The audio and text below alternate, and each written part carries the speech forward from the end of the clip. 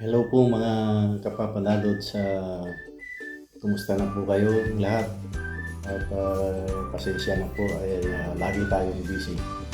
Meron lang po akong gusto i-share sa inyo na tungkol po dun sa isang malaking store na pwede nyo pong matry na masubukan na tikman ang kanilang iba't ibang mga kakanin o mga pangpasalubong kung tayo po ay nagagawi papuntang airport o Manila or kung kayo po ay may sinundo sa airport na pabalik na po kayo ng norte sa may Bulacan. Sa gawing ano lang po yan, tabi ng North Expressway. Sa may gawing Marilao, Bulacan. Subukan nyo pong dumaan dito sa Rosalie Bibingka at kung ano-ano pang mga pagkain at kakanin. Tara po, pasyalan natin. Samahan niyo po ako.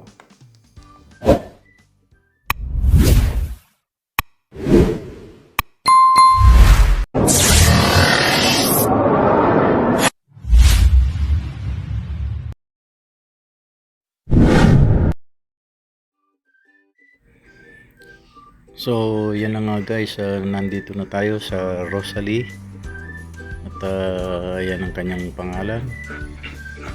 So, marami naman na parking space dito para kayo ay makapwesto.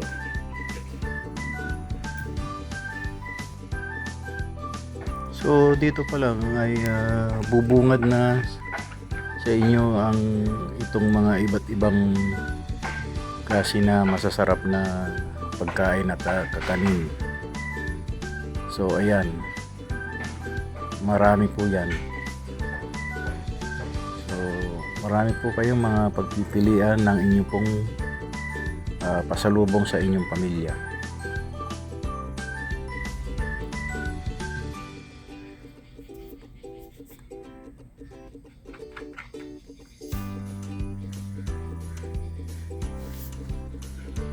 Okay, so yan, may mga suman, ayan guys, napakarami kayong pagpipilian. Kailangan po ay kumuha kayo ng basket dahil siguradong mapupuno yung basket nyo. Iyan ang masarap, yan yung sa tingin ko yan ay kalamay. Yan.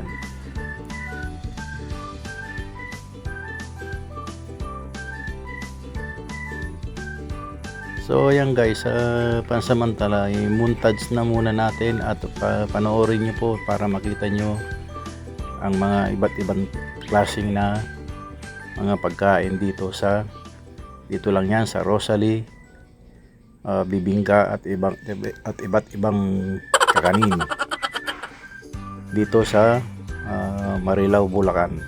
Ayan, montage na lang muna po natin. Okay, so dito naman merong iba't ibang klase ng mga mixed nuts, crackers at mga malulutong na chicharon. Ayan.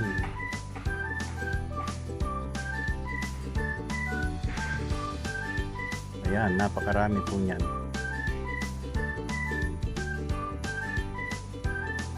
Okay.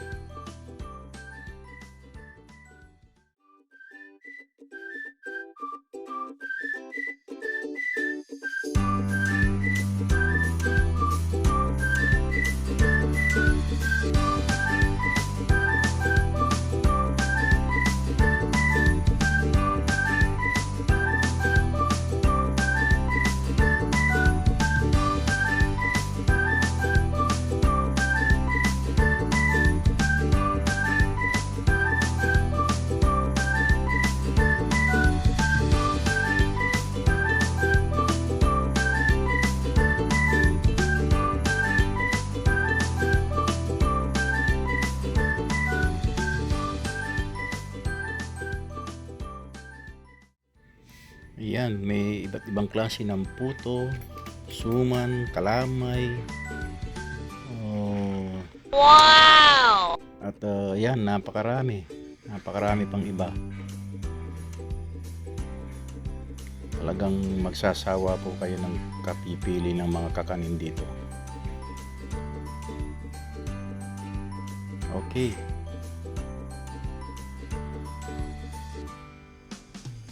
Ayan, meron pang mga nakalagay sa mga refrigeration nila. Ayan.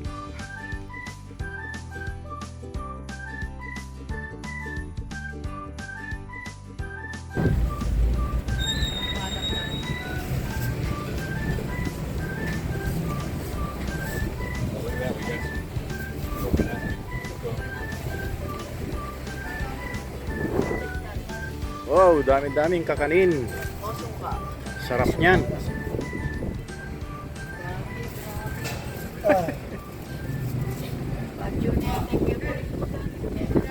Oo, nandyan. Kumuha siya. Nakakataas ng sugar.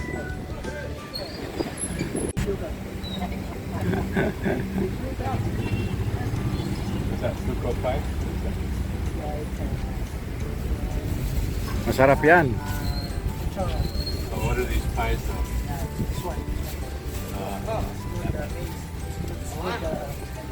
The tradition in Philippines.